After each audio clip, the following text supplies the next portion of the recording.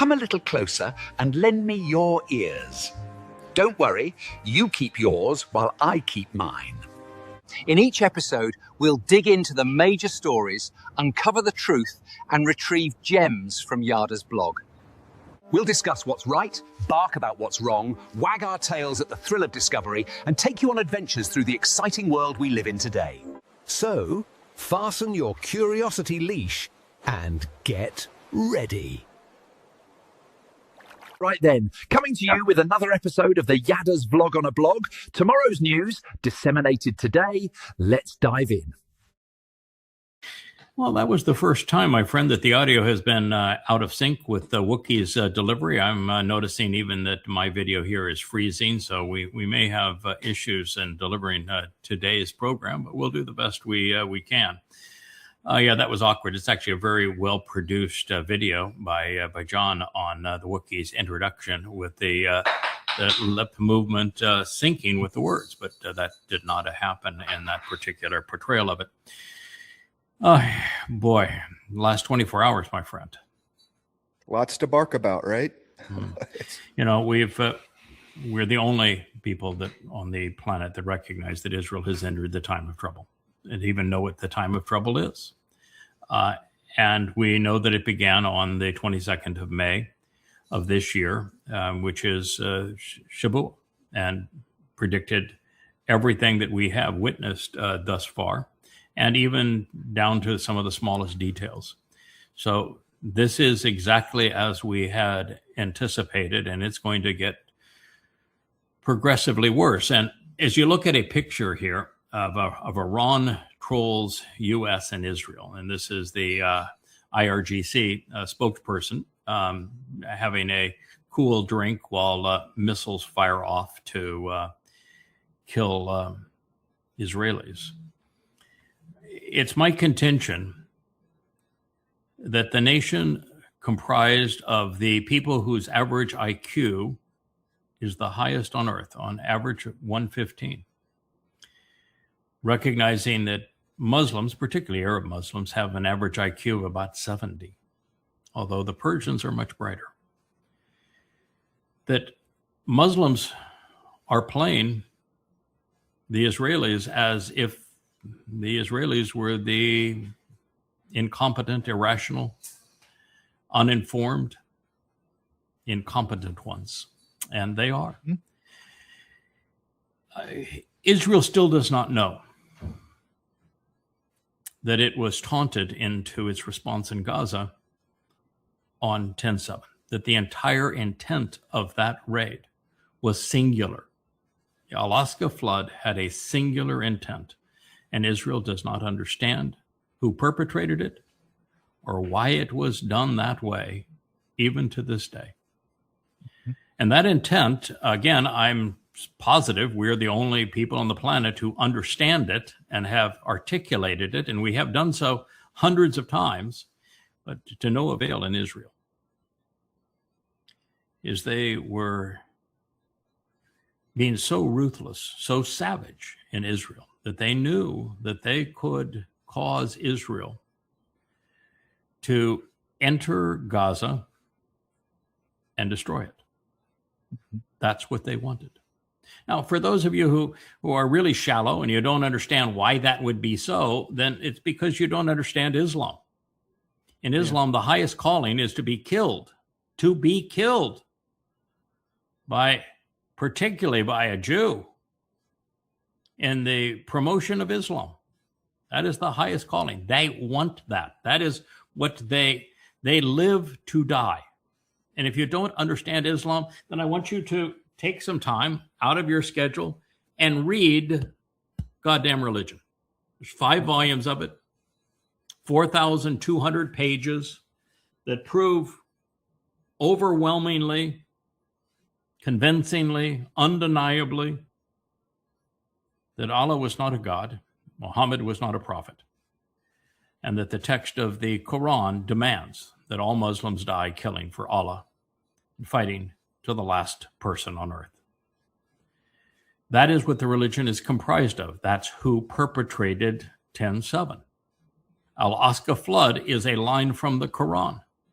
It was a replication of what occurred when Muhammad attacked Khabar, a farming community, early in the morning.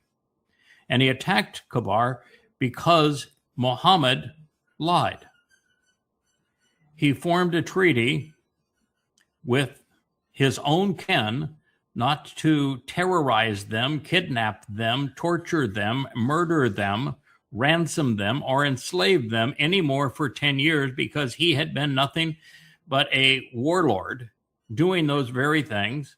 And he came to the Kaaba with insufficient troops to assure his success. And he knew the last time he was around the Kaaba, his own family laughed him out of existence.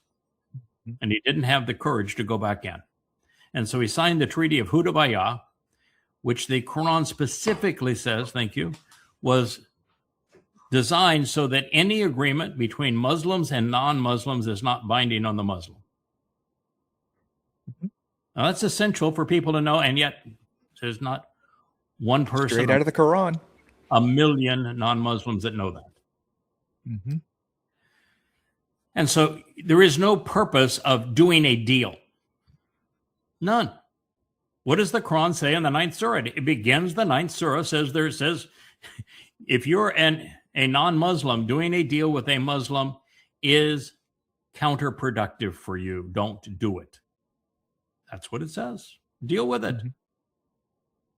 So it changes your entire mentality as to what Israel is trying to do, trying to accomplish. But this raid on 10/7 was a replication of Khabar, and Israel doesn't know it.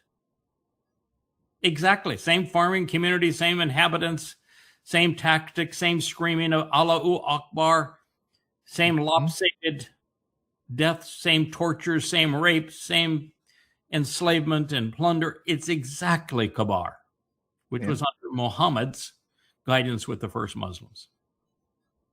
They don't know that. They want to blame Hamas, which is nothing but an Islamic club and a symptom of the problem, as opposed to the core problem. It is Islam. And if you don't recognize it's Islam, then you're stupid. Then you're ignorant. Then you're irrational. There's a solution for that. Read goddamn religion. It takes the Quran for the first time, reorders it chronologically, and sets it into the context of Muhammad's life using the oldest hadith sources that are in many cases are older than the Quran itself, better attributed to the time and the place than the Quran itself, and uses them to set the Quran into the context of Muhammad's life so it can be understood. And the only sources among those 4,200 pages of 5 volumes of goddamn religion are the oldest, most credible Islamic sources. It presents the religion exactly as it is, not as people want it to be portrayed, not as people lie about it, as it actually is. It's Muhammad's words and deeds, full stop.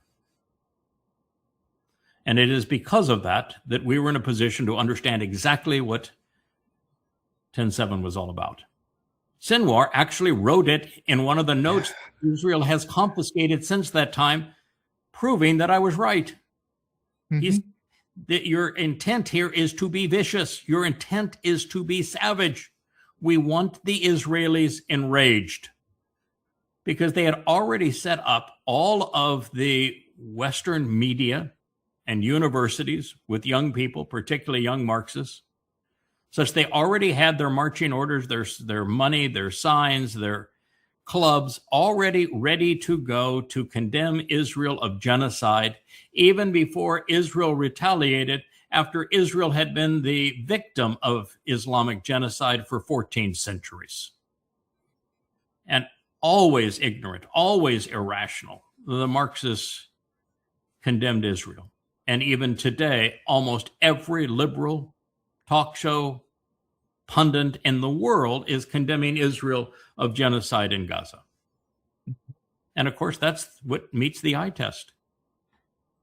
I begged Israel not to go into Gaza, that it would be counterproductive. They would have a 0% chance of eliminating Hamas, that Hamas would grow in stature, not shrink, and that they would turn the whole world against them. They could not achieve their objective, and they did not. And that by destroying Gaza, they would turn the entire world against them, and they did. And now they're being played by Iran, and they're being played by Hezbollah. Hezbollah wants them to invade Lebanon because now the world can scream at Israel and say, "You're idiots. Look at, you're trying to perpetrate genocide now in Lebanon like you did in Gaza." Now, the population in Gaza actually grew, but by the destruction of Gaza, utter destruction of Gaza, it looks just the opposite. And you can't get over the images of Gaza being destroyed and bombed and as an absolute crater worse than any city at the end of World War II. Yeah. And because of that, Israel has condemned itself. And then to go into Lebanon again, for what purpose? Every time you go into Lebanon, you claim victory, you lose a bunch of lives, you conquer land, and it's just like Hamburger Hill in Vietnam. You take the hill and you retreat and they return. What did you accomplish? Nothing. Yeah. You're just teaching them how to use their drones better. I mean, you're just giving them opportunity to... And this time, you know what, Israel's like, 400 tanks? It's a huge percentage of their arsenal. They've lost far more men than they're announcing. Yeah. Israel is no longer able to tell the truth. You cannot believe Israel.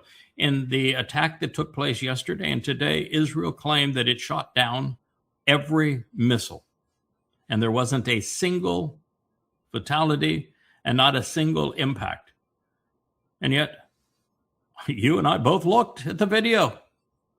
Absolutely missiles struck. Absolutely there were destruction. And in the south, there's one town where it hit an apartment complex where it's at least 24 people who are dead.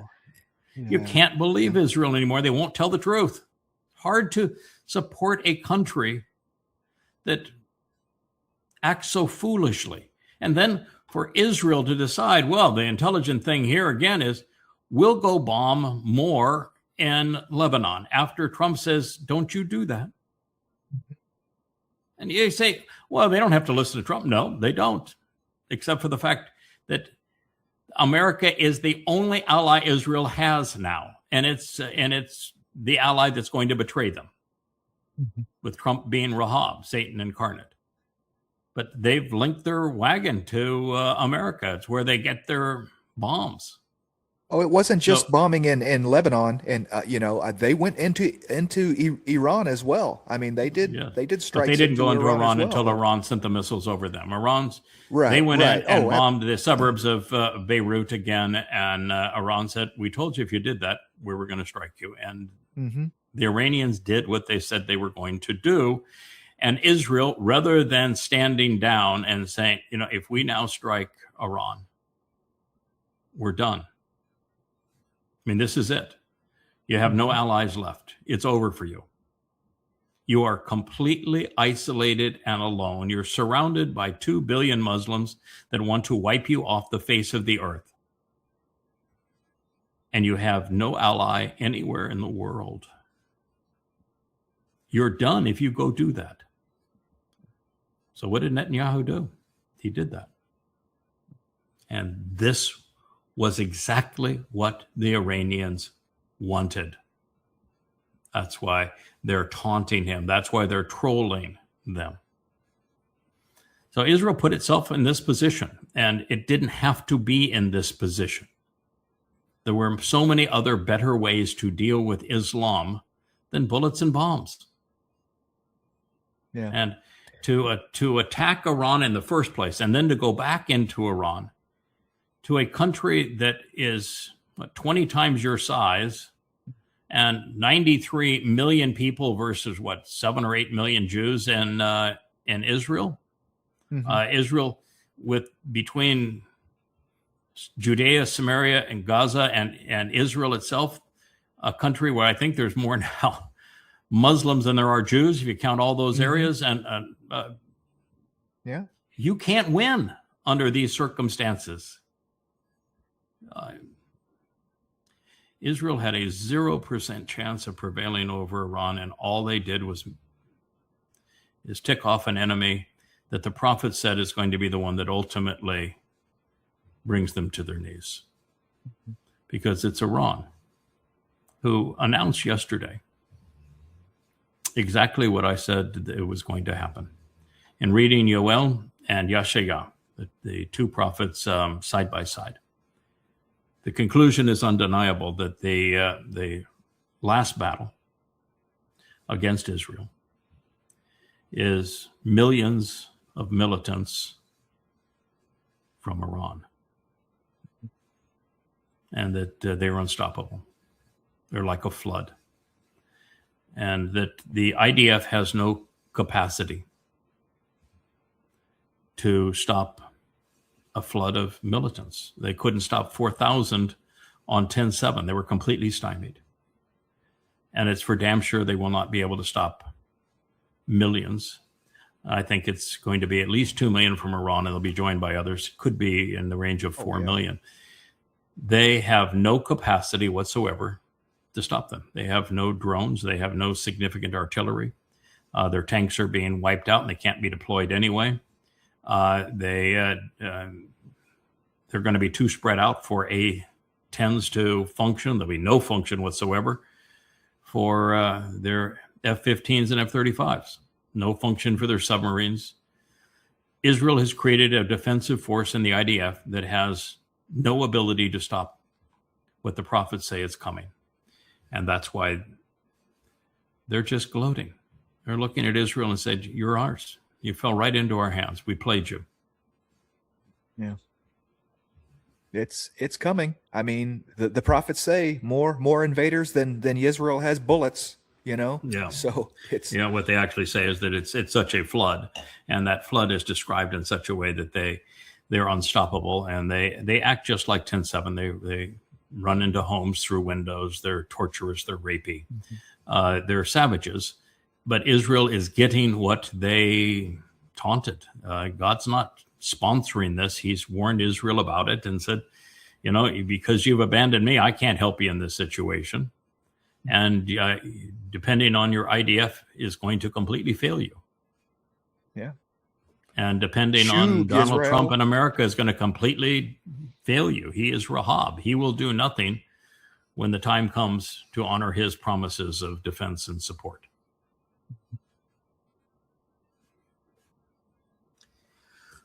Where did the Palestine come from? Yeah, huh? we're going to come back and forth to the Iranian thing because it is the issue of the essence. But this is this particular video. This person goes into the story of the fact that the Egyptians have chronicled that there were 8 peoples that is now called the Sea Peoples that came in and tried to invade and conquer Egypt back in the about the 12th century BCE, and that they defeated them, but they also relocated them. And it appears that they relocated them into places like Sicily and Cyprus, but also in southern Israel. And the Pelest would be those people. And the most interesting part of this is the description of the Egyptians saying that they went to war against these people and then relocated them into a place where they could control them, which would have been in southern Israel. And the Pharaoh, who was the general while he was a co-regent with his mother, is Thutmose the Great. And Thutmose is the one who claims to have bludgeoned the Philistines badly, put them in his place, controlling them before the Exodus took place, right before the Exodus took place. What this fellow is saying, of the peoples, those 8 groups, the only name that is common that we know are the Philistines, common name there, same root. And that, he says that, they would have been kicked out of Mycenaean culture of some sort. They would have been in the Mediterranean or the Aegean Sea. The Torah and prophets say that they were Cretans, and their DNA goes to Crete. But what I was able to deduce is that they're the degenerates of Mycenaean culture. Yeah. And their pottery and their language skills and their building skills and everything else indicates they were the degenerates. They didn't take written language with them. They didn't take any skills with them. They left nothing. They were just invaders and terrorists, and they lived as a criminal enterprise, robbing other people. And so they are criminal invaders. So if you want to name yourself after them, as the quote unquote Palestinians do, you need to know that these were genuine reprobates, scumbag. They were tossed out of. It's like Australia was founded by the British as a penal colony. That's kind of what the Philistines are. They were the rejects out of Mycenaean culture that were the those that just couldn't fit in. They couldn't keep up, and they were just saying, "You just guys go away." It's like a reservation, if you will, for degenerates. Yeah, that's who you're named after. You're not good for anything here, so you go somewhere else. Go somewhere else. Go on somebody else's lawn. Yeah. Mm-hmm. Proud of that, aren't they? You can play just a little bit of this, just so that people can see what I'm railing against. Okay.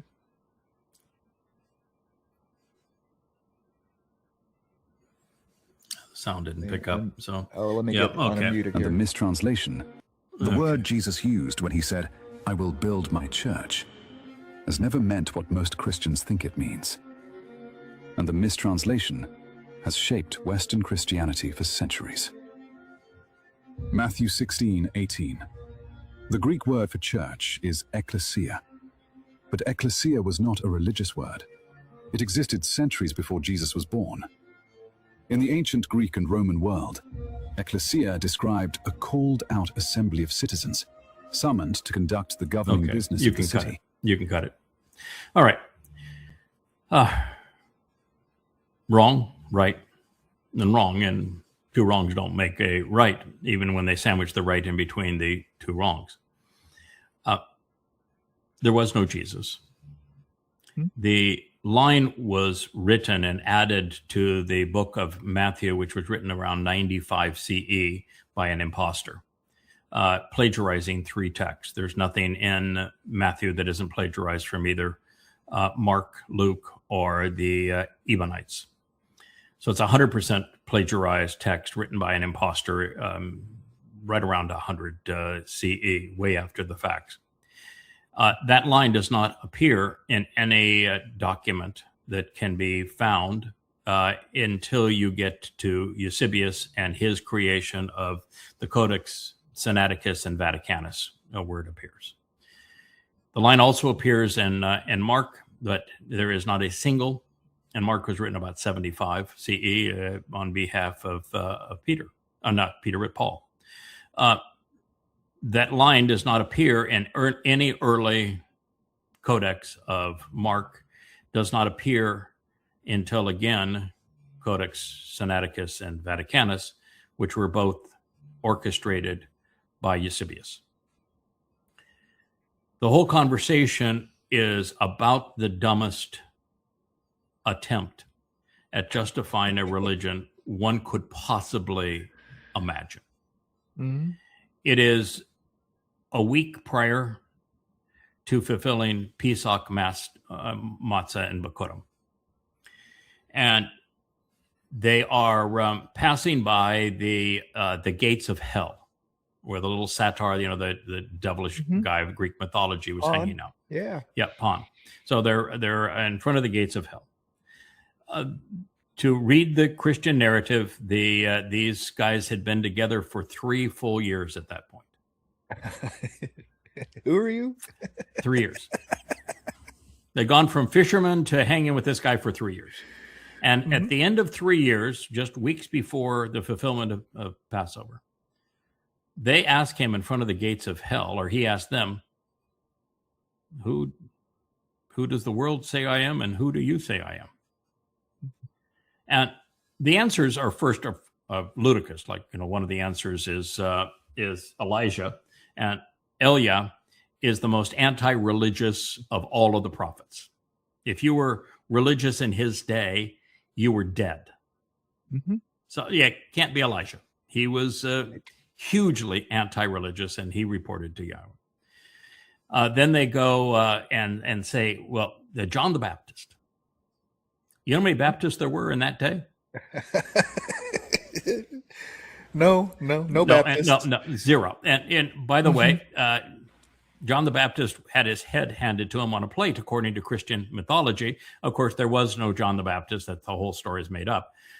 And there were no Baptists. But the only origin of baptism happens to be in the sibling oracles, which was the religion of the Roman Senate. So a whole host of problems with that one. And so after all this guessing, I said, well, who do you say I am?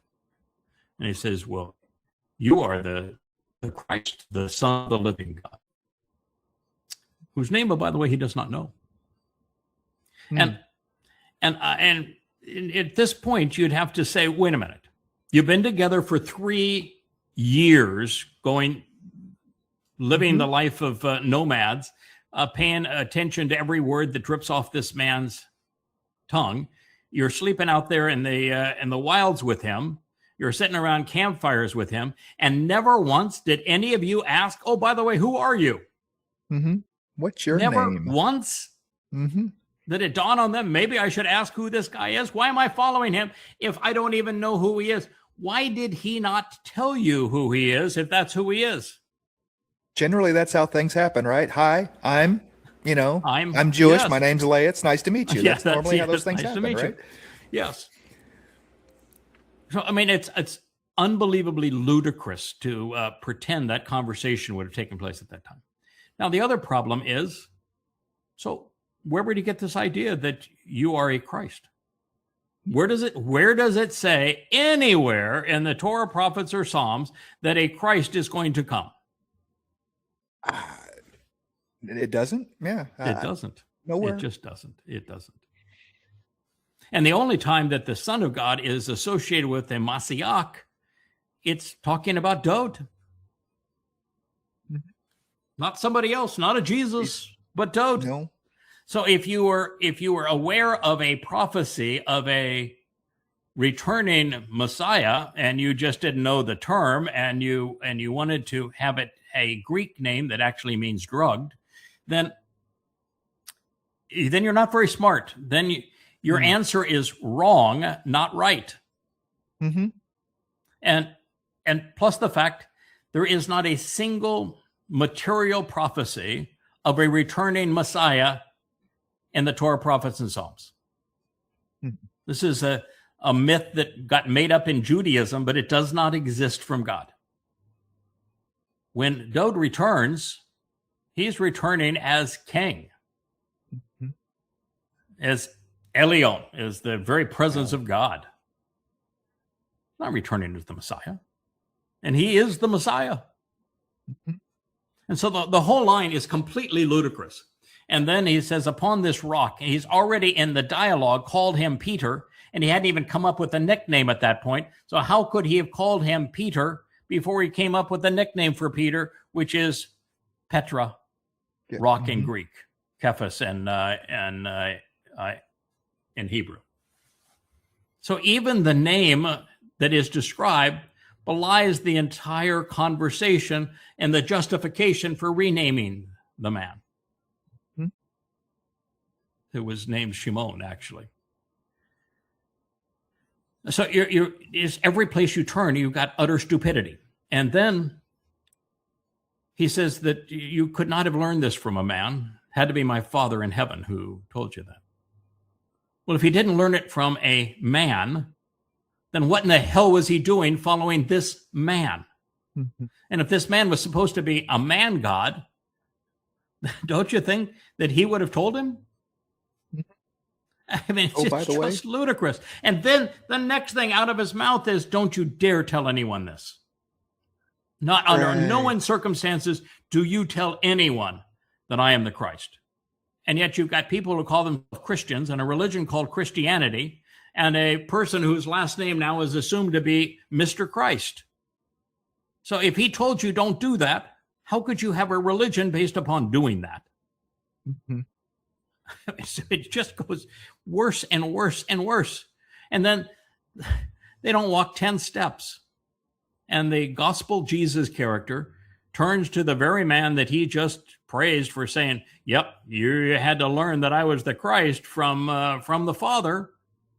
And he says, get behind me, Satan. Looking right at the same fellow and refers to him as Satan. Mm-hmm. And you want to make your video over the word he used was in church. And you don't want to bring up any of that. Right. Okay. Now, beyond that, he is right. That's the one thing that he's right on. There is no word church found anywhere in the New Testament. Of course, there's no word church found in the Torah, prophets, and Psalms either. God's vehemently opposed to such a thing. It's a religious institution. But there's no word church. You know, if you believe that you have a church and that your Jesus spoke of a church, you've just been played for a fool. Bottom line. The word does not exist. It's not a transliteration of an existing word that was spoken in Greek. And by the way, they didn't even speak Greek. It's not a translation. Not a translation, not a transliteration. Does not exist. The word is ecclesia. Ecclesia as a verb means to call. And ek means out. Ek, out called. You know, it's like an out-call service, I suppose. Now, was the term used in Greek society? Sure. I mean, the whole Greek language is based upon compound words. Most of the words in Greek are compound words, and ecclesia is a compound word, out-called. Now, you cannot get as a transliteration, which is to replicate the sound, in any language from ecclesia to church. No. There's nothing in common between those two words. And you can't get from out-called to the concept of church. It's not a translation of it either. Now, he claims that it's based on a word that means building of the Lord, from kurios, Lord in Greek, and that it was from a derivation of building of the Lord. But we've got a problem with that. It isn't. There's no commonality in that word, and the word that he claims is the basis of the transliteration. Doesn't exist. They're different. They're entirely different sounds and different words, and they have an entirely different meaning. Now, the only word that is close to church and would have been pronounced almost identically in the dialect of the time was the daughter of Helios, the sun god of the Germanic religions of the day, was church. And from church, we get church and circle and circuit and the halos they wear above their heads and all of those kinds of things. And so if you're a Christian, you have been played absolutely, totally up one side and down the other as an ignorant fool. Your religion has no basis, in fact, and it was all perpetrated on you. And in this case, this lie was written by Eusebius in the 4th century. Yeah. And I prove all it, religions, all of it. Yeah. All religions love their buildings, right? Yah didn't even want the home for his name necessarily, right? I mean, he has said several times, I'm good in a tent. You know, I'm good in a tent. And anywhere that you go, I mean, it's pretty much 12 stones and a campfire for you to be able to celebrate Pesach, Matzah, B'Kordim, the Moed Mikre, right? Yeah. There's 5 volumes of Twistianity. Every claim that I just made, every detail, every document to prove that what I've just analyzed here is available in this book. You can also listen to the Twistianity series on the vlog, and you will have all of it. Yahweh actually did want a house. He just didn't want Dode to build it, and he didn't want to make it sound like that it was something that he was requesting at the time. He was very comfortable living in the, he lives in Shamayim, but he wasn't, he was very comfortable having his Aaron of the Bereth in the tent of the restoring witness. It's going to be there again very shortly. So he is very comfortable with that because it represents Sukkah, which is where he camps out with humankind. Now, there will be a spectacular home for Yahweh's name. I think it's going to be built out of light. It'll be constructed by Dode upon his return. But the fact of the matter is that God does not have a church. Mm-hmm. He's got nothing to do with Christianity. He had nothing to do with the Christian New Testament. And it is not just false. It's laughably degenerate. And this is one of the many examples of that being the case. And it's important for you to know that.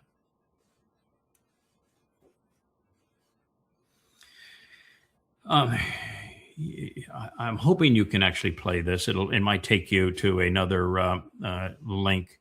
You don't even have to have the sound on this because I know what it says. I'll deal with the sound, but the visuals of it would have some value. Just post it in a lot of different places. That's fine. We can just play it like that while I'm talking about it, if you don't mind. Okay. So what happened yesterday is that the spokesperson for Iran's Islamic Guard Corps, Revolutionary Guard Corps, produced this video that you're looking at here. They produced this video showing Israel bombing and destroying Gaza, showing the rockets being released from Iran, showing the defiance of Iran against Israel and the United States. And they have a narrative that talks about Allah's this and Allah that, and by Allah's will. No, Allah doesn't exist. He is a figment of Muhammad's imagination, a very, very demonic and twisted human conceived God. He spends all of his time in hell. So he's really a fearsome wannabe God. And so this is pretending that, and what they're doing here is they're trying to link their cause to these mythical people called Palestinians. Now, we've already talked about the Philistines. The Philistines were degenerate terrorist invaders. In fact, that's what the word Philistine means in Hebrew. They were degenerate Philistine invaders. They came from Crete. The DNA proves it. They were not only bludgeoned by the Egyptians, they were bludgeoned by Dode, who defended Israel against them because they were so savage against Israel. And then they were decimated by the Assyrians and the Babylonians.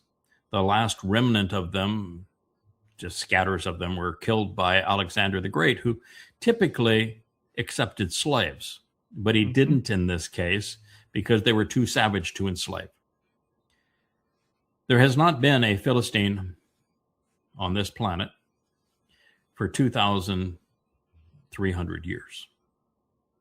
So to call people Philistines is to be ignorant and irrational and wrong. And if you are promoting your cause based upon the cause of a people that don't exist, then you have no cause. Mm-hmm. If you have to lie to promote your agenda, you have no valid agenda. The purpose of the lie was initially perpetrated by a ruthless Roman general turned emperor called Hadrian. Mm-hmm. It was while he was torturing hundreds of thousands of Yehudim to death and imposing Rome's absolute control over people who did not like to be controlled and subjugated by Rome. Can't blame the Yehud for wanting to throw the yoke of Rome off. Rome was savage. They were degenerate. They were God refers to them as a beast, vicious beast. Long before Rome even existed, he presented them as the most vicious of beasts. And after the third invasion of Yehuda and the third Roman legion conquest of the area and bludgeoning of it, while he is burning literate Yahud alive, wrapped in Torahs, and tormenting them, pretending that he'll put off the blaze if they tell him who the loathed enemy of the Yahud were. And well, one of them fessed up and said it was the Philistines. Now, they didn't exist by that time. They had been gone for 400, 500 years by that time. Mm-hmm. And so he just said, well, I'll just rename the province of Yahud. I'll rename it as Syria Palestina. It was nothing but an ethnic story. It was the rantings of a madman. And the name would have been completely forgotten had it not been for the British, who were equally anti-Semitic. They loved them some Rome. They did, and they continued to use it. And so when the Muslim Brotherhood and the KGB met in Cairo in the 1960s and decided, we don't seem to be able to win an outright war against Israel, we have a new strategy, and the new strategy is we're going to call the Muslims from many different ethnicities that are in Israel or around Israel, we're going to call them Palestinians, something that they knew nothing about. We'll call them Palestinians, and we'll call Israel Palestine. Mm-hmm. And by doing that and claiming that they were the indigenous people of Palestine as Palestinians, then the Israelis will be looked at as occupiers and colonialists, and we will generate with the people who are ignorant of history, will generate their sympathy. And so now you have Marxists running around Free Palestine, and you have this video taunting Israel on behalf of the Palestinians, but they don't exist. So it's all a lie. So we're fighting lies with lies. And that's how big a quagmire this has become.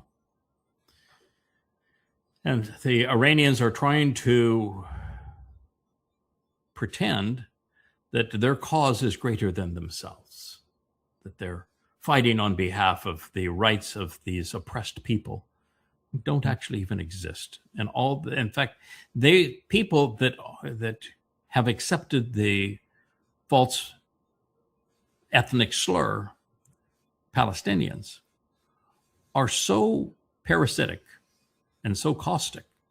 Yeah. There is no Muslim country in the world that will take them. Seems like a simple solution, doesn't it? Iran, you love these people. We will airlift them right to any airport you want, right? Just let us know. You can have them. Or Saudi Arabia, where 90% of the territory is just open. Or the Sinai. Egypt right around the corner, right? Right, or more into Jordan.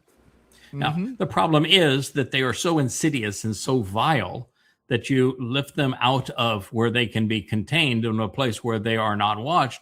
They're just going to grow in weaponry and vitriol to the point that they attack Israel in greater numbers with greater weaponry. So moving them is not an answer, and they will destroy whatever country they're in. But this is part of this problem. So with this video, and that's the reason I just wanted to show it, is that it again is designed to blame Israel for everything that is falling apart in that part of the world, to say that Israel is the cause of all of the horror, when in fact that whole region was devastated because of a fellow named Muhammad. When he turned Arabs into bloodthirsty killers and slave traders and mass murdering terrorists.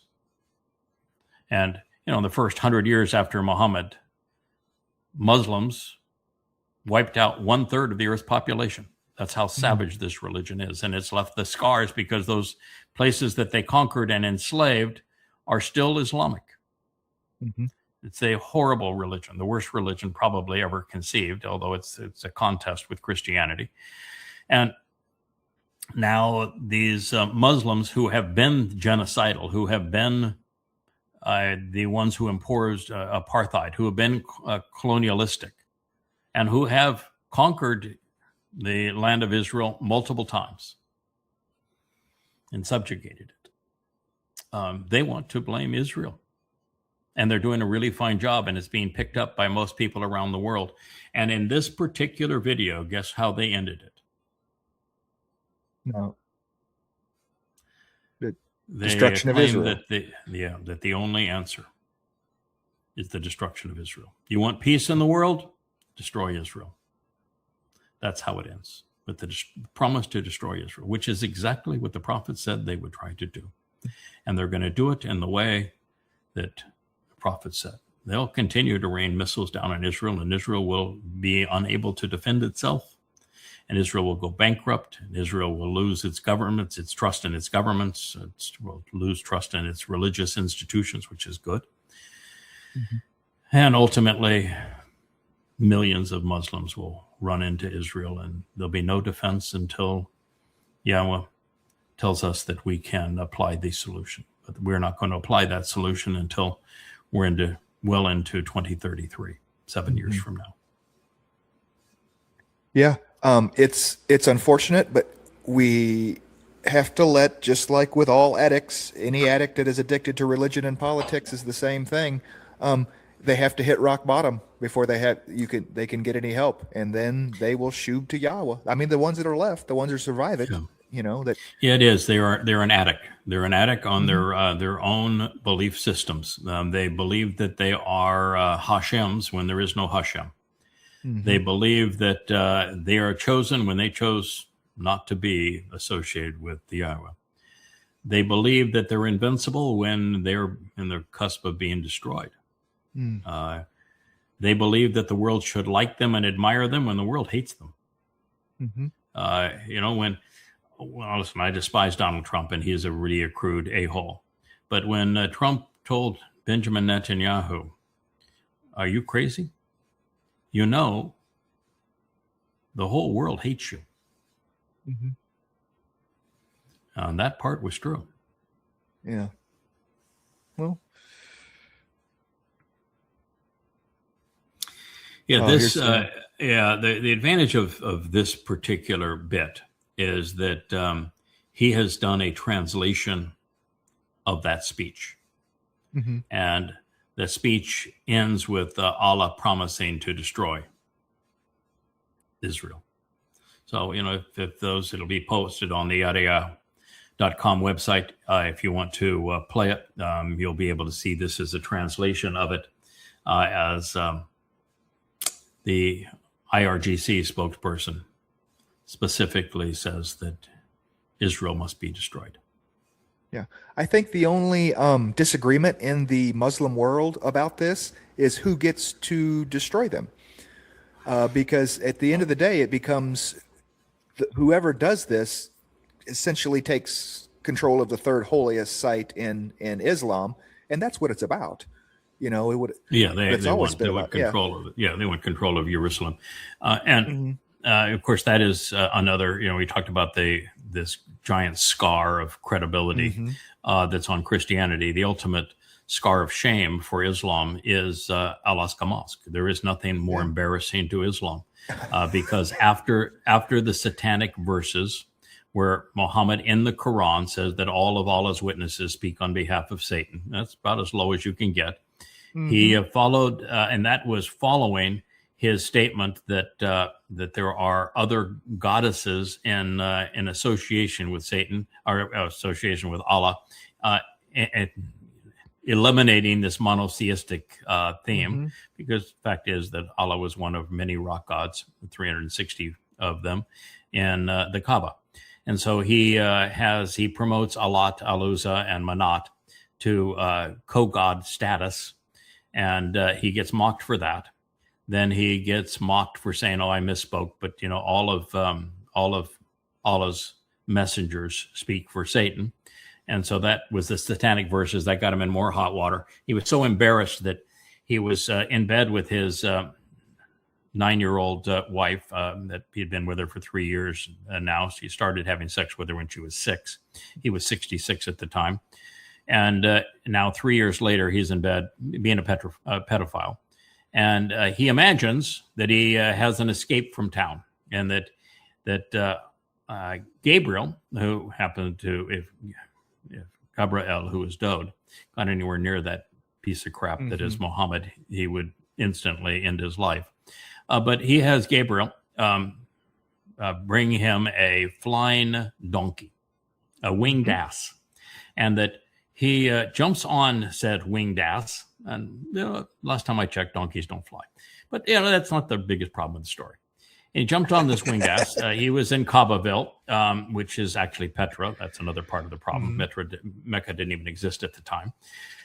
And he flew due north from Petra into a city whose name he did not know.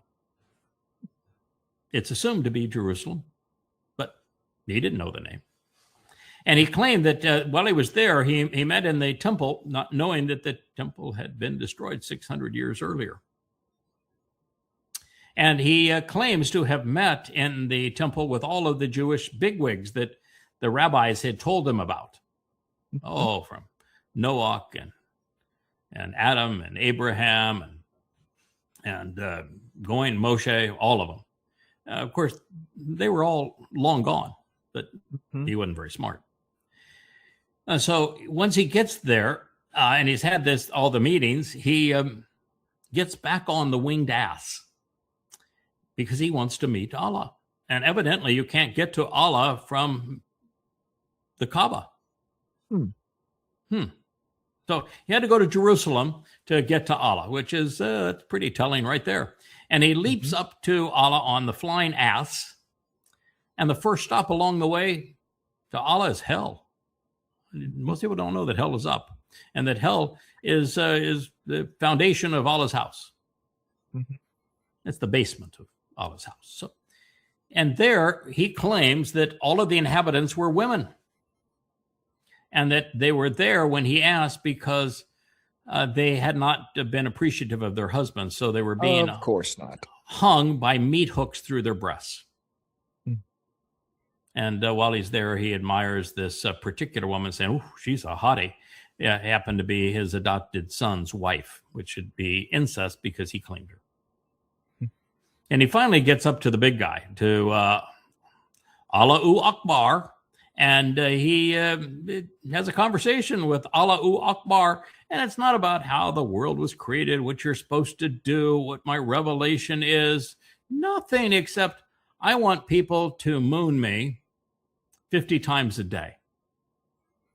And after the big guy says, I want you to moon me 50 times a day, he passes Moshe on the way down. He said, that's what I was asked that same thing too. And I negotiated with him. It's just too much. You need to go back up and negotiate. You can negotiate him down to 5 times a day. I was able to do it. You should be able to do it. It's just so ludicrous. So I would tell you that Al-Aqsa Mosque is the greatest embarrassment to Islam if people just knew the damn story and told the story and then scraped the Temple Mount of those 2 hideous scars. Yeah, next slide, please. That was the point of negotiation for that you had when instead of going into Gaza.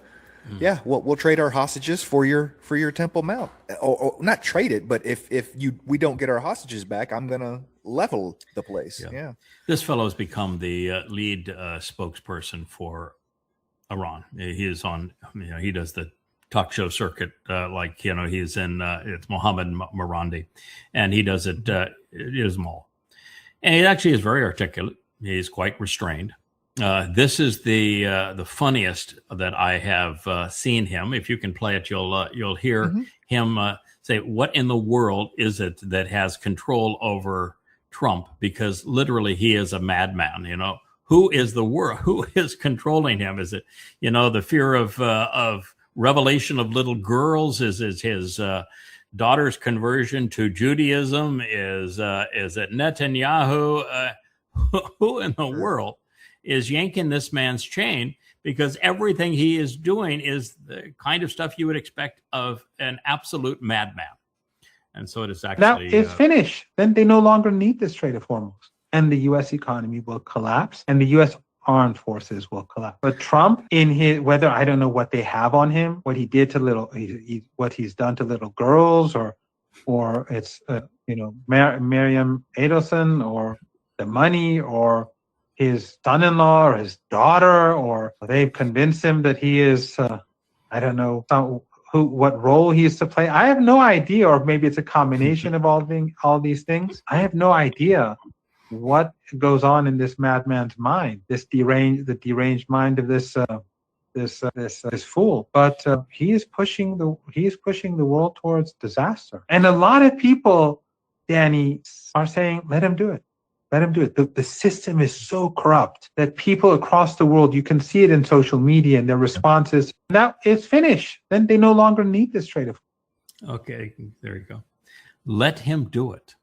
He's a madman. Let him do it. Again, it's taunting the West. Come on. You think you're such big shots? You just come on. Why don't you try to invade Iran? Why don't you start another war with Iran and see how that leaves the U.S. military? As a matter of fact, since they, in all likelihood, do have their nuke, I think they would love for the U.S. to bomb them again so that they can detonate their test nuke over the U.S. fleet as opposed to wasting it in the desert someplace. So it's now full on taunt by Iran. And this is not some, nobody. This is a very well-educated professor in Tehran that has become the primary communicator of the Iranian position for the last 4 months. So they're just taunting the West. Come on.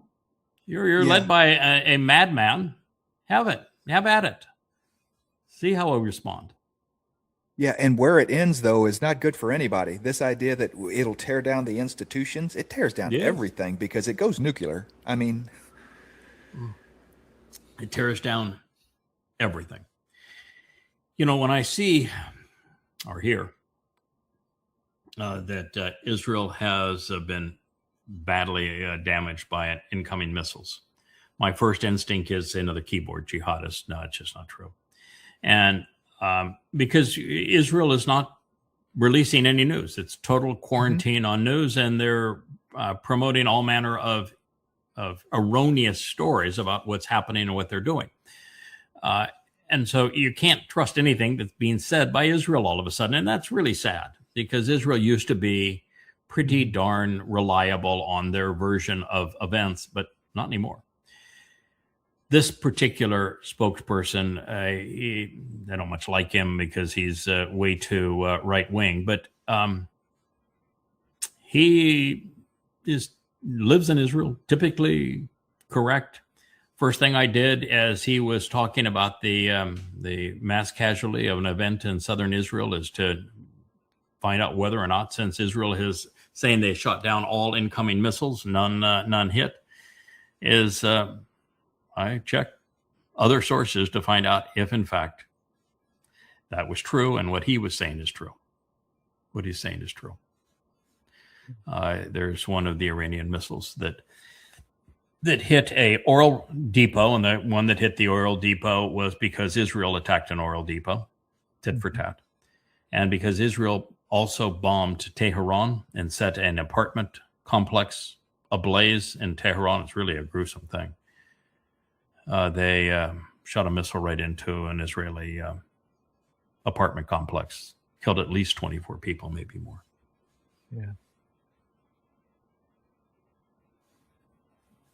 Yeah, I was watching, we had mentioned earlier about shofar not working, and I wasn't sure if the Israeli government took it off, didn't allow people to hear it outside of Israel or something for so long, that was part of their no information about what happens in Israel outside. You can go to jail for sharing videos of damage and stuff like that.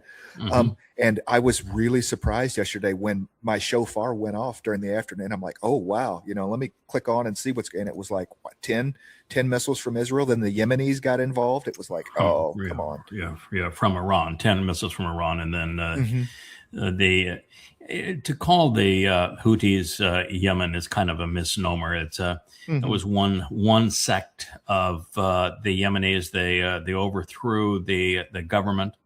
Was one of the government leaders that was the lead Houthi, and And so they control a fairly large swath of the country, but they control the capital and they control the coast near the entrance to the Red Sea. And they're Shiites, and so they get their weaponry from Iran and worked in coordination with Iran, and they've gone back ballistic, and they shot a number of Houthi missiles while doing the Houthi dance. I mean, you got the sword dance and the AK-47 dance. And, I always assumed that the Houthis were the clown face of Islam, and that if Gazans had an average IQ of 60, that the Houthis, if tested, could be in the 50s.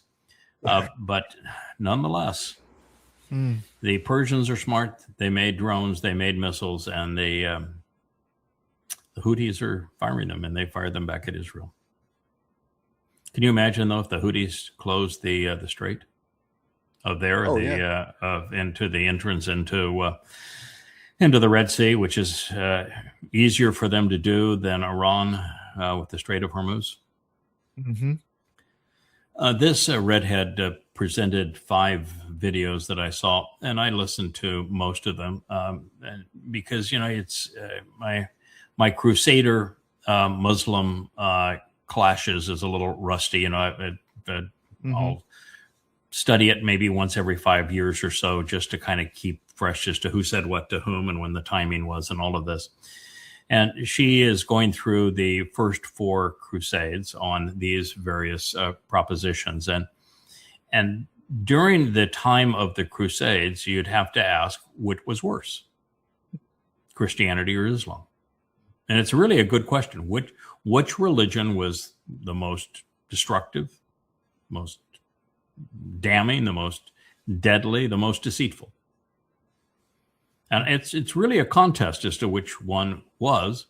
And by the time you get to the 4th Crusade, and the Christians are slaughtering people, just slaughtering them, and slaughtering people outside of Constantinople, and burning their own capital, the capital of the Church of the East, the Eastern Orthodox Church, and they're burning their own capital and slaughtering their own allegedly people. And part of it was because there was never a comfort level between the heads of state of Europe. One of the Crusades was led by the King of France. You have Richard the Lionhearted. He was from England, I believe. But you have, then you have the Pope and head of the church in Constantinople, promising instant access to heaven for anyone who is killed, bypassing purgatory if you're killed fighting for the church in the Crusades. And their goal always was the same, which is to capture Jerusalem. But the problem is that Jerusalem didn't belong to the Christians or to the Muslims. So why did they make the capital of Yehuda their prize?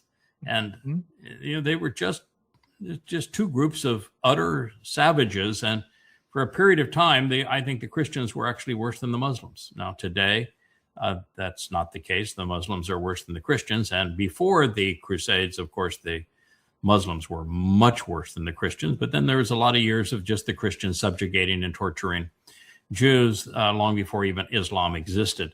And so the treatment of Jews in Europe, going all the way through the Holocaust, I would say would cause one who is fully aware of the history of both religions to say that Christianity has been worse to Jews. So if you're God and you're saying who tormented my people the most, and for the longest, it's going to be Christianity. And so Christianity is going to be the most hated religion by God.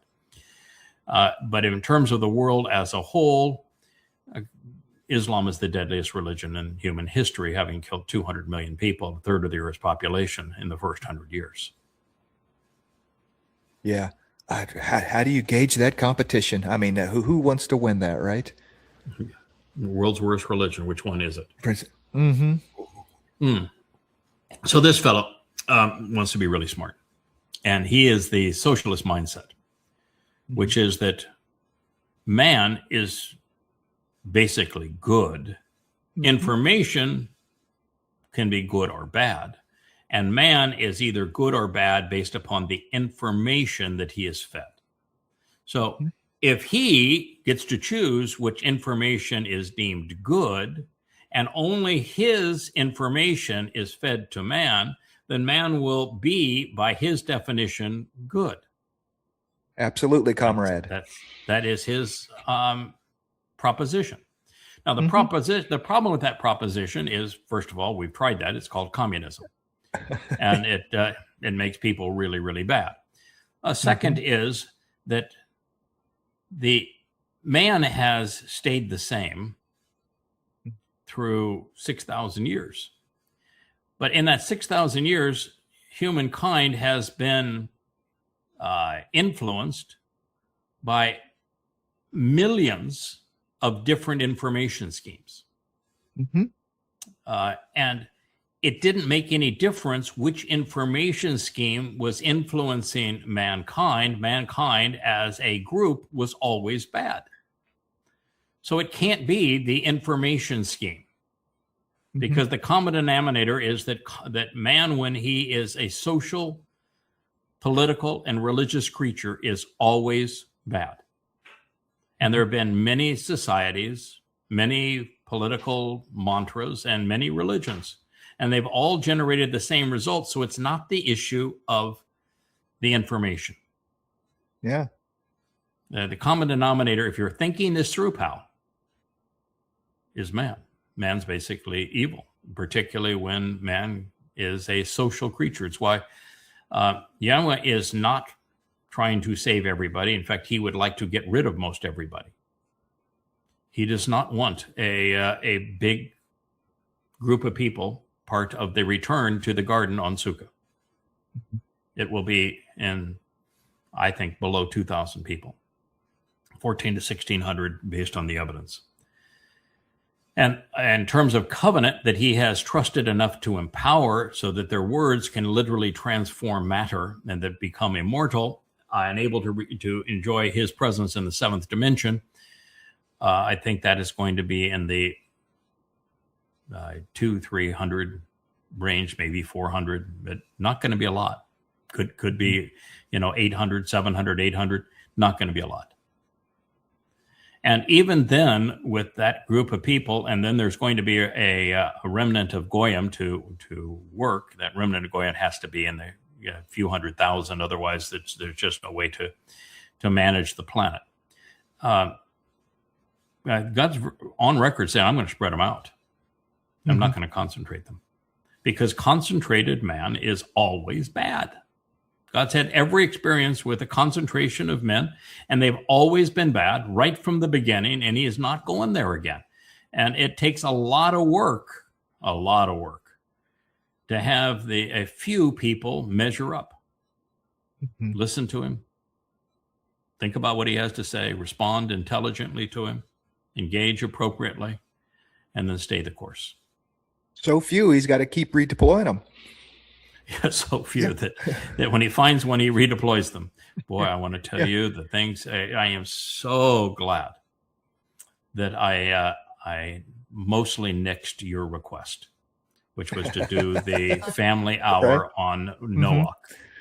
Right. Because, I spent now the weekend further fleshing out what we can learn about Noach's reappearance at both when the three individuals come up to Abraham and they have their allegedly they have their cheeseburgers. That actually didn't happen, but and they have the discussion about Sarah's going to have a son, and that God talks about the miracle of that.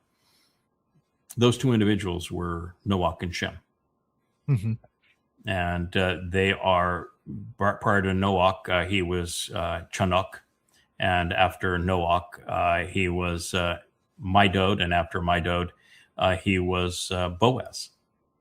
And the other individual, Shem, the name, prior to that, he was Adam. And after that, he was Eldod. Was God's beloved. And then he became the Dod, the name of names, thereafter, and lived 6 lives. And Noach has 8 all total that we know of. Leah's trying to pursue Deborah right now and find out who Deborah was and all of this. She would have preceded Ruth and Boaz. That there's just confusion over whether or not Deborah had a husband by a different name than Barak, who was the person that she worked through to create her agenda, because she had a conscience. She was very judgmental. She had a lip. She served as both a prophet and a judge, a shafat, a nabi and a shafat. But she couldn't swing a sword. So she had to go to Barak to marshal the troops to protect Israel. So the question is that most people think that it says that she was the wife of a firebrand. But I don't think that's what it says. I think it says that as a woman, she was a firebrand. Oh, yeah. Makes a lot more sense, because the man that is named is never named again. We never hear anything from him. And so as she is being introduced, I think what it says is that she is an Isha, which can be translated wife, but just means female, a woman. And there's nothing between that and this word for firebrand. I just think it means that she was flamethrower. She was firebrand. Well, and that fits. Yes. And then Barak, she says she summoned him, invited him, encouraged him to do this thing with troops. And she was in northern Israel and in the north, and he was there too. And so Barak could have been her husband, or at least they were a team. And so, but we'll see. But anyway, yes, it's true that there are so few people God trusts that he repeats those that he has found that he can rely upon, that'll get the job done. And that story of Noach, and he is not just there at the meeting between Abraham and Sarah, where they're told they're going to have a child, and that meeting is just filled with profound insights. The same two guys, they're the ones who go down and pass judgment on Sodom. And that's really interesting because of who those two guys are. And they return, by the way. They meet up with Abraham again. And they meet up with Abraham on the way to Moriah. Those are the two fellows that are with Abraham and Ishak as the witnesses. So they're witness to both the announcement of the first child of the covenant, and they're witnesses to the affirmation of the covenant, because they're the people that Yahweh said, through them, I created the covenant. So it's really an amazing story. So, fella, you're wrong. Now, I will tell you that really good information will make people really good. But that information does not come from you. It doesn't come from me. It comes from Yahweh. Right? Oh, my. This guy with the backward, first of all, I've always, person puts on a backward baseball hat, and I'm always worried about them. I know that's the new thing. It's very Gen Z-ish, and I probably shouldn't say that because we have some really wonderful Gen Zers.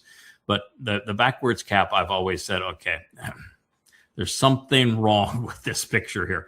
And I've always worried about people, too, that are going to wear a cap and they can't figure out. You can actually get them in sizes, and you don't have to have the strap in the back. But nonetheless, the backwards cap is always concerned. Now, the backward cap and a Oxford cloth white shirt and tie. I mean, that's quite a look.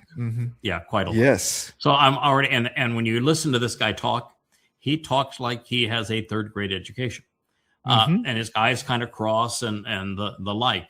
It's an expose on Jared Kushner, and I actually listened to it, and I, it's on it'll be posted later today, certainly on the yadaya.com site on the blog page. I'd encourage you to listen to it. I'd encourage you to respond to it, because you can post a response. You can then interact on it. But it paints Jared Kushner as one very, very foul boy. Mhm. His big issue right now that he's running into is there's an island off the coast of Albania. Now, most people don't even know where Albania is. You know where Right. Albania is? Oh yeah, They just, I know by the way, exactly where. they just, by the way, I had can point it out a map. Yeah, there's, by the way, just had an election in Albania. Mhm.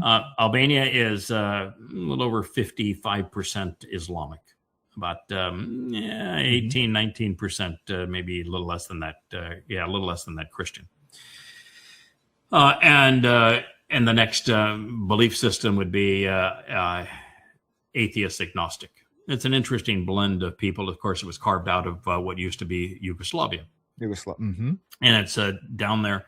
It's one of the few countries, very, very poor, by the way, but it has a coastline both in the Adriatic and in the Ionian, the sea, so that it's actually a Mediterranean, part of the Mediterranean by the Aegean Sea. And there is a island that's quite large that was a military island, has all sorts of tunnels in it and missile silos in it and the like, that the government bequeathed to the Kushners to build this multi-billion-dollar resort. And the people of Albania are having a conniption fit over this and rioting over it. And, you know, when elitists say, I want to have a private island, and those elitists have, ties to, the likes of Epstein. It kind of rings some alarm bells here and there. And there's so much graft associated with this. The country of Albania has finally declared we're going to have an investigation. Maybe Jared's going to be in some serious trouble. I don't think his Albanian thing's going to go. And of course, the biggest problem with Jared is he's accepted $4 billion from the very people he is supposed to be neutral in negotiating from the Saudi Arabians, the Qataris, United Arab Emirates, and the like. He's one really bad boy with a really disastrous father. And, he is the only quasi-intelligent person. Now, you can be bad and intelligent. He's the only quasi-intelligent person associated with Donald Trump. And he's evil. But he's bright evil. Trump's stupid evil. Kushner is smart evil. Yeah, the delivery of this guy was worth watching it, but the information is absolutely 100% correct. Falls in line with stuff that I've known about Kushner for a long time. The Albanian thing just blows my mind. Then you're mentioning it being a former military island, and things are starting to click now for me. I'm like, there's silos for nuclear weapons and underground tunnels, and it sits off the capital. It's really a long, big island in a prominent position, and he's in a world of hurt over this. And to be doing all these kinds of things where you're acting as an emissary for the United States, as he is negotiating in over the Ukraine with Russia, and then over Iran and Pakistan, and then accompanying Trump on all of these trips, it stinks to high heaven.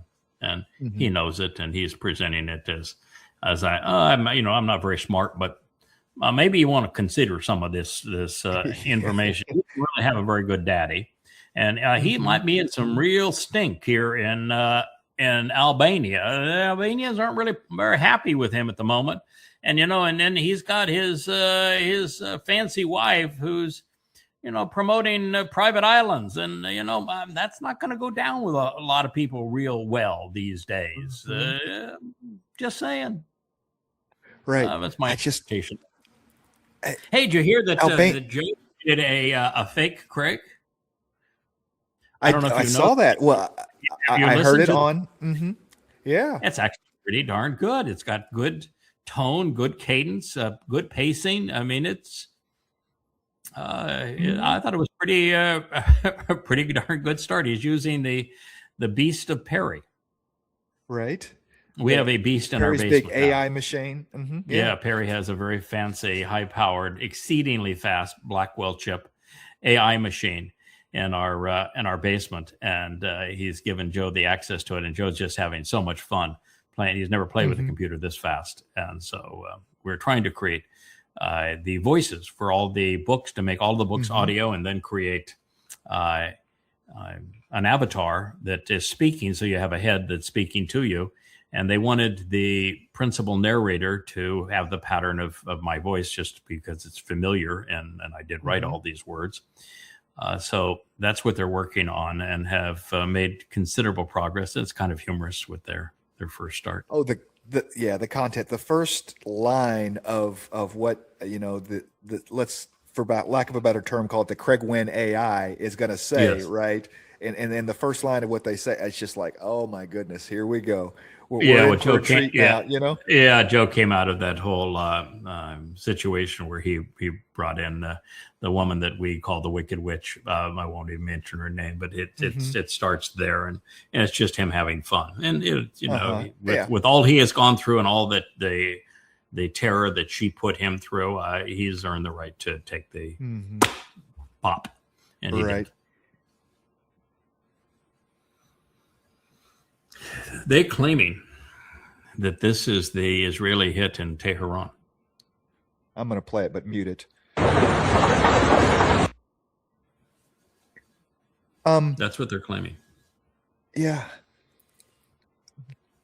I don't know if it's AI. In the building on the left with the fire up in the top left-hand corner looks familiar to my eye, like it was the one where the Iran attacked the Emirates, and it was where MI6 or somebody had a office or was working out of that building way back. That building just has the same feel to me. I'm not vouching for it at all either. The two buildings have an odd parallax to me. The sound sounds strange to me. I don't know either, but I do know that Israel's on record saying that they bombed downtown Tehran in addition to an oil depot. Well, and that was so that's how Iran retaliated. So I just thought I'd show you what is being promoted as what Israel did. Whether or not it's true, I don't know. Yeah, we don't need to do any more of that. But I put them all there just because on the Yada site you can play them. This particular post, and I think I put it in twice because there's two different angles of it, is truly amazing. This is one, again, I would go to yada.com and play it so you have a chance to see it and play it again and again. There are two aspects of this that are worth hearing. The first is that there is a reporter. This is not the reporter, it's a woman. And she is challenging Trump, who had multiple campaign promises that I will not involve America in any war. I will be the peace president. There will be no wars under Trump. And he said it over and over again as he was campaigning for president. And when she reminded him that he had said that, he said, I said no such thing. I absolutely said no such thing. And then he turns almost demonic. He glows red. And his face literally glows red. And he viciously attacks her, then takes the microphone and said, we're done here, after eviscerating this woman. It is, you want to see what Satan's like. I mean, this thing is worth watching, not only because Trump denies an absolute, easily provable point that he called himself the peace president, there'd be no wars under Trump, and now he's starting wars, and that she caught him in this lie and proved it. His response to that, I don't know if you saw it, but it literally, he glows red. It's amazing to watch.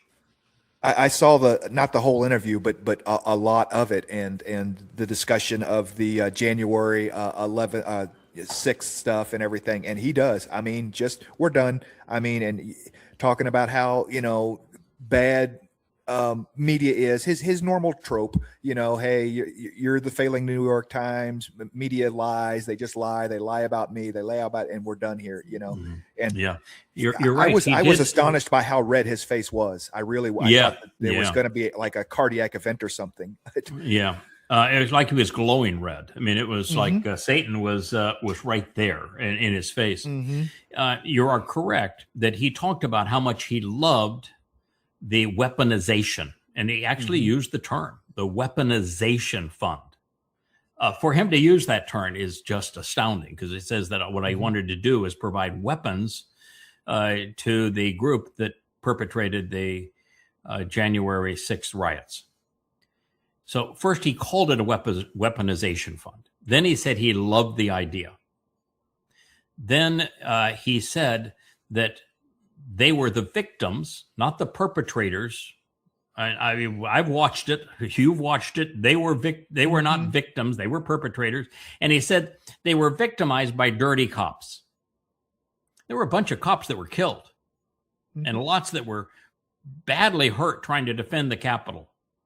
They weren't dirty cops. To claim that the cops were dirty and that the rioters were victimized by them, and therefore they need a $2 billion weapons fund to go after the dirty cops, I suppose. I mean, that's treasonous. And yet he went from there to the, I never said that I would not start any wars. It is freakishly demonic. Yeah.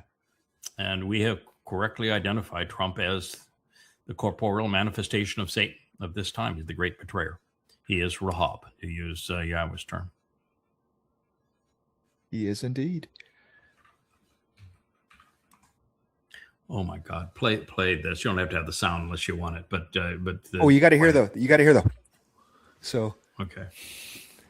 President of the White House Faith Office doing this. There's no way this is real, bro. There's no way this is real. What?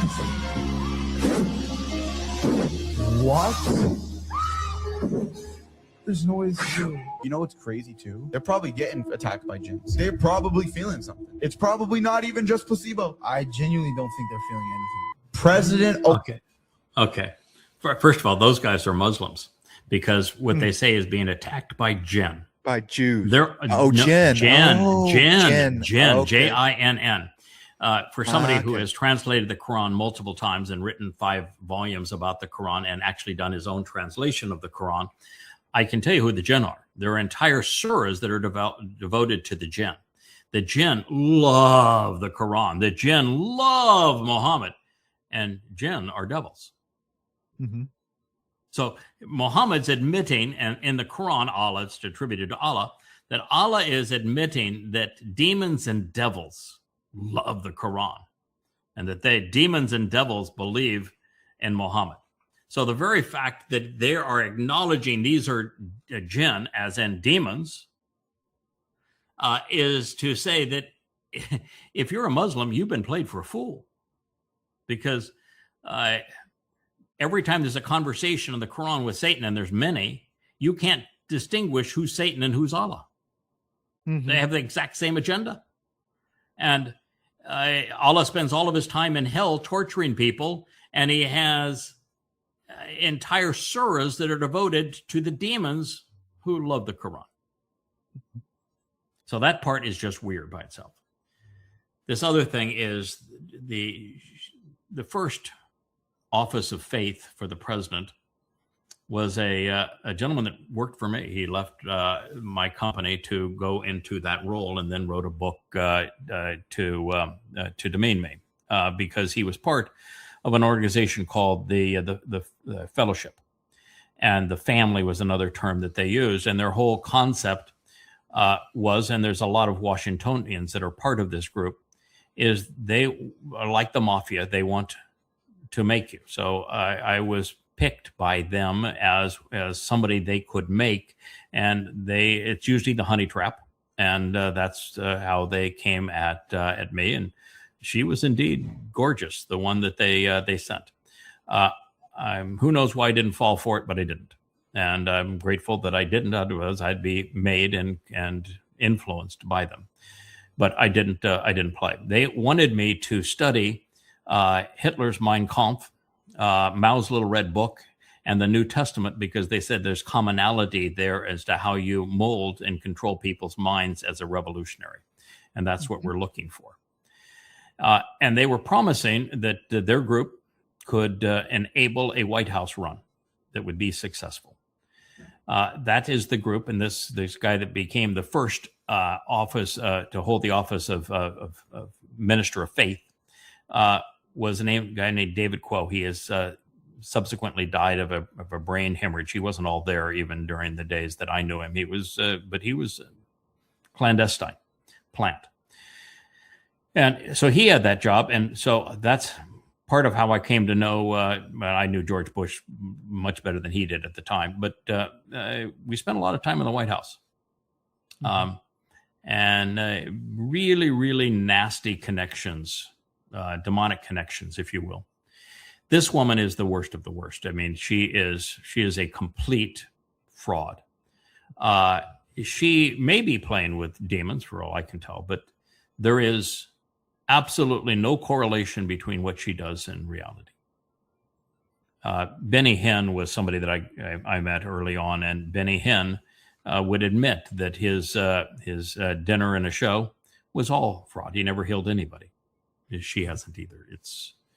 This is a scam to control wee little minds and fleece them of their money. And that's Trump's woman. She is the lead religious contact to Donald Trump. And she is demonic too.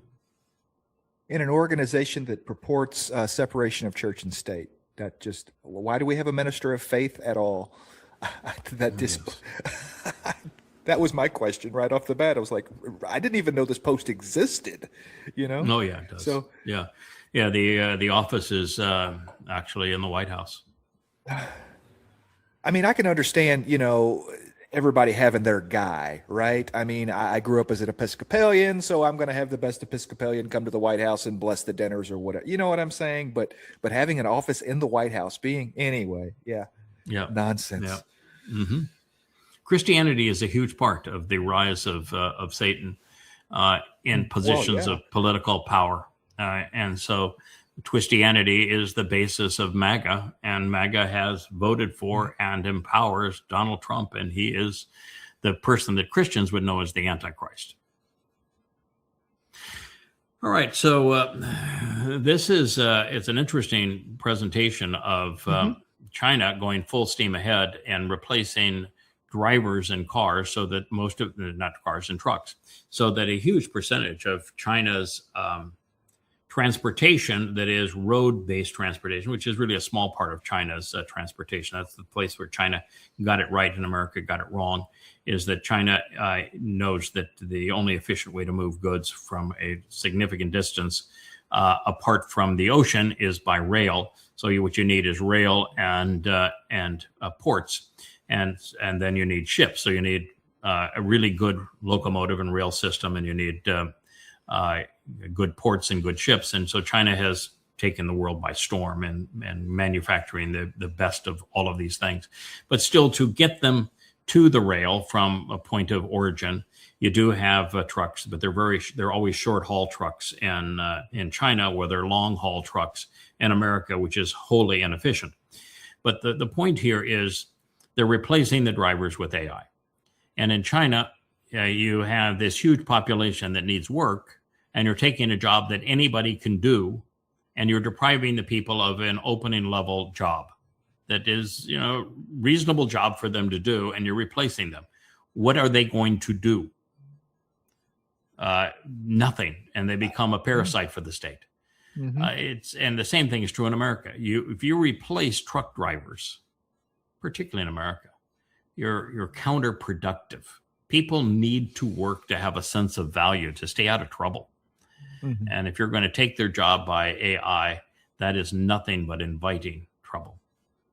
It's a bad move. Yeah. The two things I saw from this video is the first thing was, you already mentioned, was rail.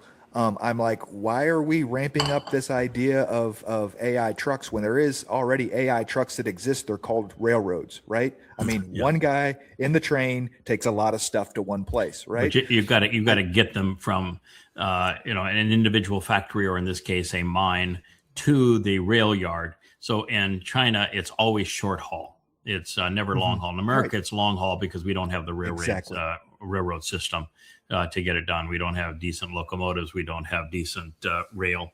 And so we are way, way behind the rest of the world in transport. It's one of the reasons why you can't make product effectively in the United States, is that there's just no way to distribute it. The second thing I saw, and I'm a big fan of trains, but the second thing I saw on here was the absolute opposite of approaches between the American approach of testing in very controlled conditions and, just trying to make it work. And China does completely. They're like, let's throw 200 of these things on the road. Let's put them in snow, in quarries, in the worst possible, and let them make their own decisions. And, it was like, wow. China's about fast. We're going to do this fast. We're going to do this in scale. Yeah. And the purpose isn't to test it, it's to do it. A different mindset entirely in the two countries. Rail is one of my favorite things. I prefer airplanes, of course, and I prefer boats to rail because, I'm a pilot and have always owned airplanes and love the freedom of an airplane, love the scenery when you're in the front left seat of an airplane. It's just an extraordinary experience, and it's just the ultimate freedom. You can go to any place you want to go when you want to go. And I love the whole lifestyle associated with boats. And so both are my preference. But I have two really extraordinary experiences on rail. One is the Orient Express. With a KGB agent when I was in my 20s. I went by rail from what was Stalingrad at the time, or now Leningrad, I'm sorry, at the time, and now is St. Petersburg, and all the way into Novosibirsk in Siberia. And that experience on the Orient Express was life-changing. That was really an amazing experience. And the other one, just for sheer beauty, was in northwestern Canada, as you go from Calgary all the way to Vancouver and through places like Jasper and Banff and the like. And that is an extraordinary rail experience. So I happen to think if you're just going to take some time and enjoy the world passing you by, rail's pretty neat. And of course, you'll never forget the ultimate rail scenes, I think, are in Dr. Zhivago. That just incredibly great movie. Oh yeah, what a heartbreak movie. That movie about the change in Russia to the communists and how disastrous that was for the people. Dr. Zhivago, pretty amazing movie. Yeah. No, I'm a big fan. I have trains that one of the busiest rail ways in this part of the country runs right down by my driveway. There goes from the Great Lakes in Chicago, and it runs all the way down to Texas. And so there's definitely fuel going through there. There's a lot of mining took place in this area. So I mean, this railroad is very active. And so I enjoy, hearing the trains, seeing the trains go by. So, yeah, I like trains too.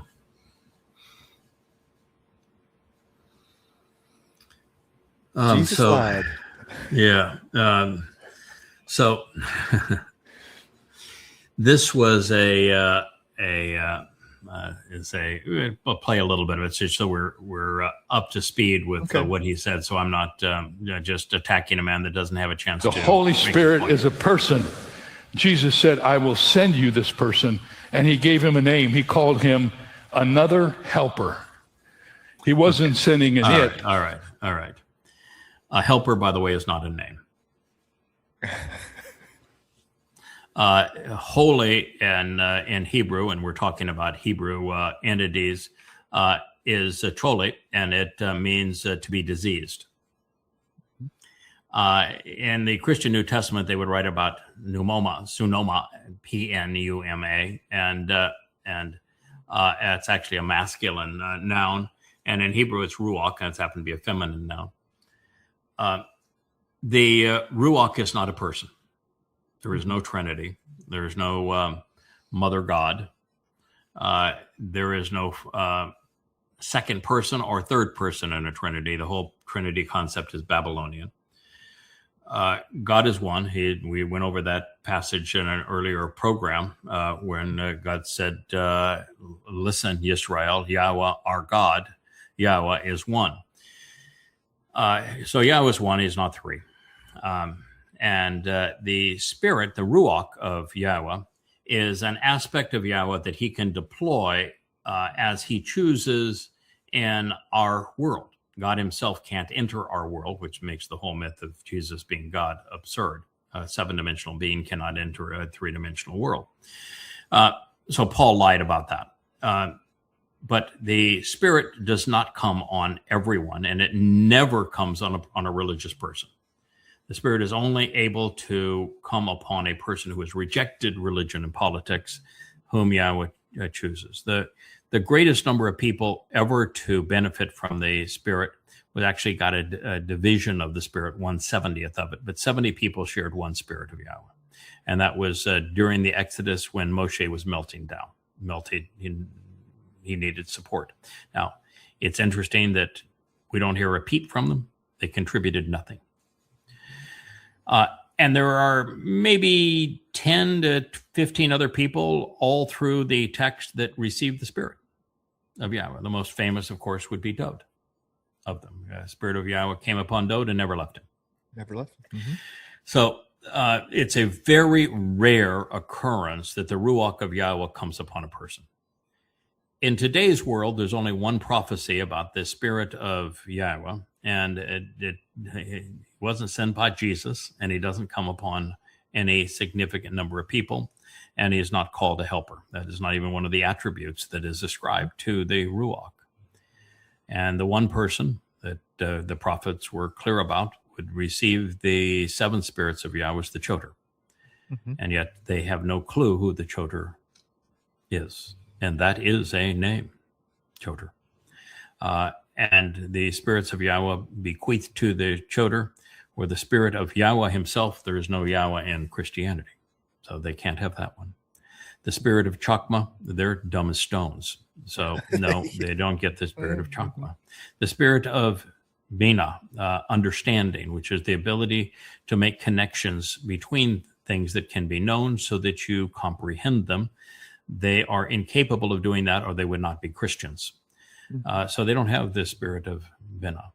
The spirit of Etza is so profoundly important because Etza is Etz tree with the comprehensive ending, and the tree that is ascribed, the spirit of the tree that is ascribed to the Choter is the tree of knowledge, stated as Diath because the Choter receives the spirit of Diath, of knowledge. Mm-hmm. So it's the Etza, which would mean the full knowledge of the tree of knowledge, and he possesses all of it. And then the spirit of Gabor, because God's not looking for meek or passive. It doesn't do humble. It doesn't do humble.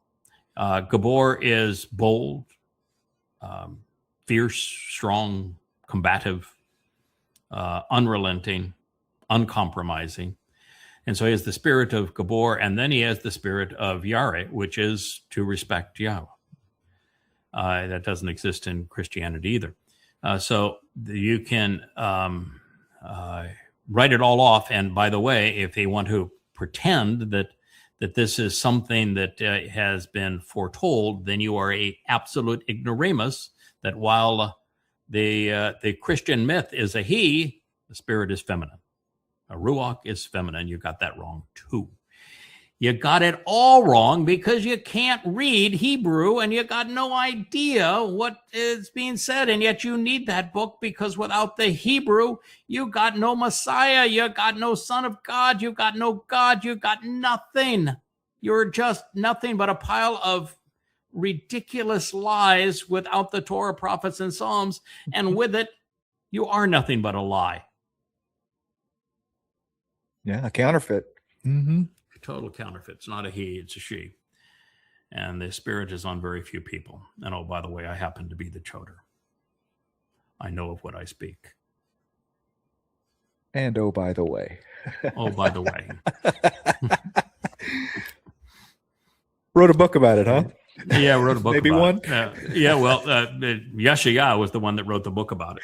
Right. And he's pretty as to who the choder is, and he says a lot about him in a lot of different places. And he is in today's world, he's it.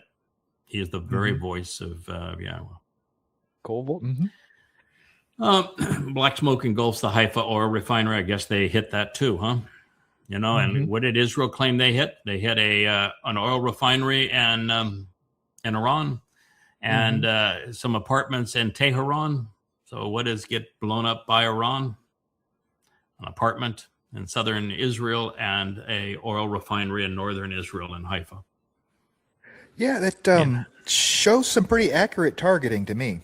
Yeah, it does. And responsiveness. Iran doesn't want to be the aggressor here. They're responsive. Israel does. They do.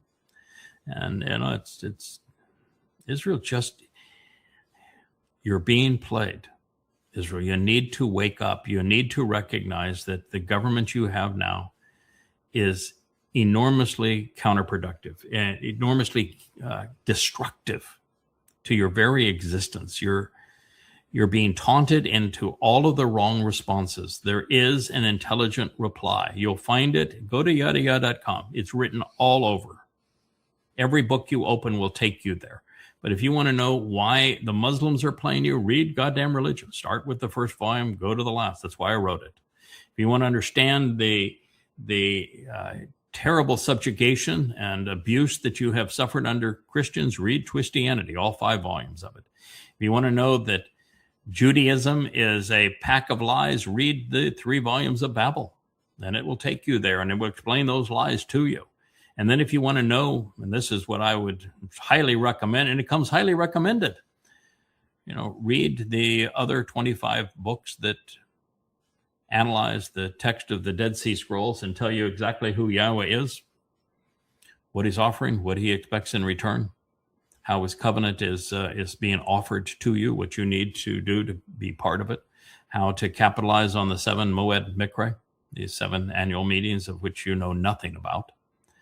And to appreciate that the Son of God, Messiah, Savior, chosen one, returning King, is Dode.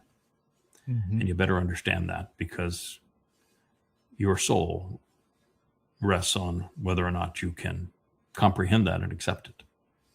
And there are a lot of books that I've written that prove that to be the case. And Dode was the former king of Yisrael, who returned as our Savior to fulfill Pesach, Matzah, and Bakodim, and who is returning as Elion, the very presence of God in our midst. It should be easy. The most Yahud of Yahud, right? It should be easy. Let's not fight this, you know. Let's not fight this, yes. Sorry. Should be easy. And by the way, you are not acknowledging him with your Star of David. That David is not his name, and that star has nothing to do with him and shows that you're still influenced by those who oppressed you. It says that you can be played because that was the star of the Holocaust. And for you to wear that as you were dragged through the Holocaust and you to assign that symbol to your nation is criminal. It's a sign that you're just not thinking. Absolutely. Well, we're coming up on we're over our hour and a half. I have a question for you. I was just wondering if you had a chance to see the third installment of Call the Next Witness yet. It just dropped on the website last night. So probably No, you were probably I have asleep not. there. I did watch a number of them, and I went off and told you that I was going to watch them sparingly. I watched one of Roger's because I have an affinity for Roger, and I enjoyed that. I watched the one which was the first of the Y to Z guys, just to see how they would react and do a show together. Enjoyed that, and I watched the one where you were interviewed. My Mark and the two of you played off each other exceedingly well. Listened to all of that and then enjoyed it. But for the most part, what I'm trying to do here is to remove myself from it, because I don't want to be the arbitrator of what's good and what's maybe not quite as good. I don't want to be the I don't want people to think that they're doing it to please me, because they're not.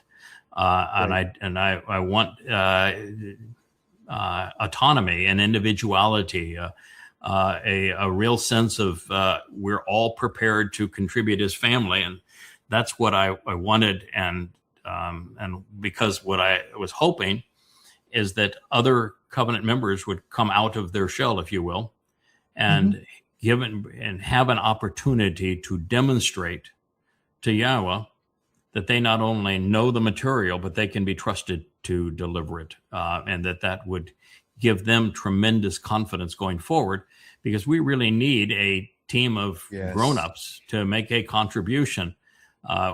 There's not going to be a lot of us, and there's a lot to manage. So if this was a chance to grow up and people to hone their skills as we go forward. So that's why I'm trying to not be as involved in the chat or in viewing these things as as somebody thinks that maybe I should be, but that's the reason. So anyway, you brought this up, so there's a reason you brought it up. What was the reason?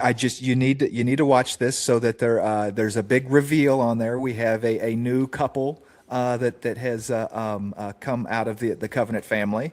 Okay, so Shannon, come into it or come Leroy. Out of it? Come into it or come out of it? I don't know. I don't know.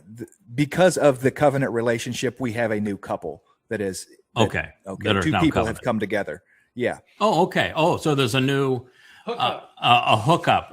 Thank you, Rich. Okay. There, a hookup. So there's two people who did not know each other very well, who are both covenant, and I'm assuming they're a boy and a girl.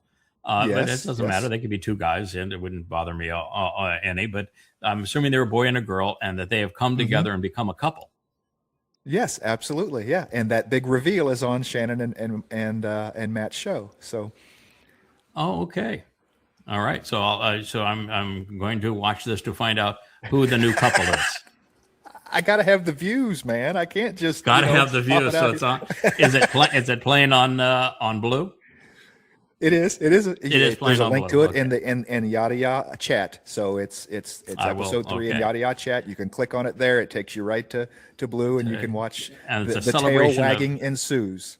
So it's a celebration of relationship. Absolutely, it is. Okay, yeah. and that, by the way, is a very good use of that program.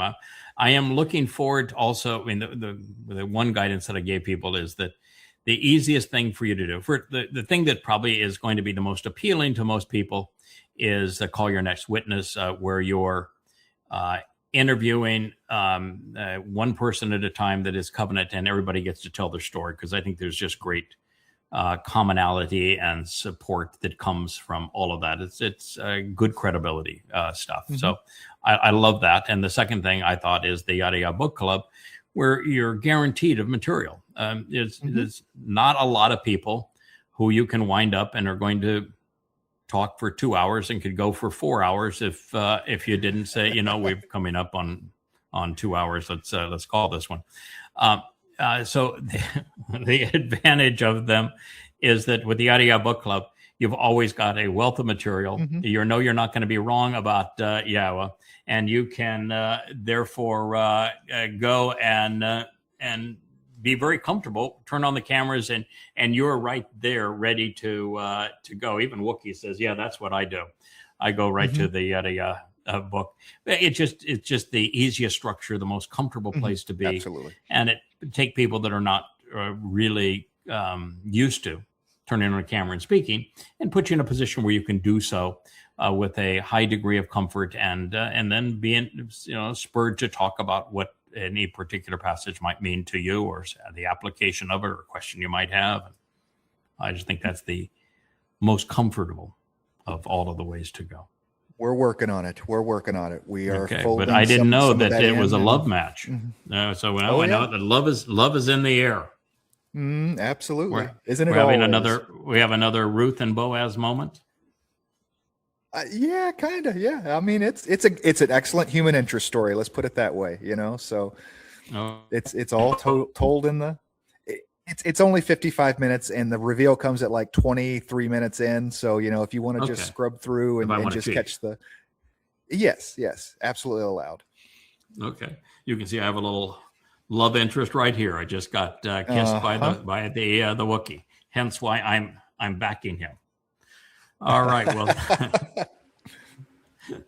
thank you. Enjoyed doing this program. There's a lot of tough news to deliver. We're in the time of Israel's troubles. It's going to get worse, and we need to be a voice that resonates with Israel, that you're being played. You're doing a lot of things wrong, and it's time for you to get your act together and realize that you can't rely on your politicians, your rabbis, or your culture, that you need to turn back to Yahweh. And you can do that by coming to yadayah.com. We're asking nothing from you. We don't sell anything. We don't even have a donate to us button.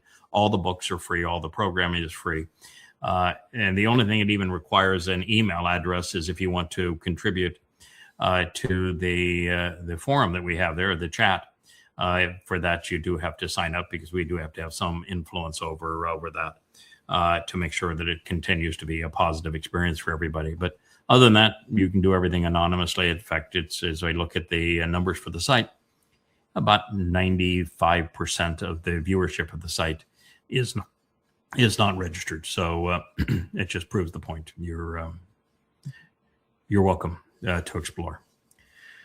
All right. Well, thank you very much. We'll look forward to being with you. We're going to pursue later today luminaries, because we have so much material. And ultimately, we're going to get to the story of Noach and who those fellows were that served as witnesses to the affirmation of the covenant, and then met with Abraham and Sarah with the alleged cheeseburgers, and then ventured on to Sodom, because, boy, are there ever insights. I mean, that's a story where every sentence is like having a PhD class in Yahwehology.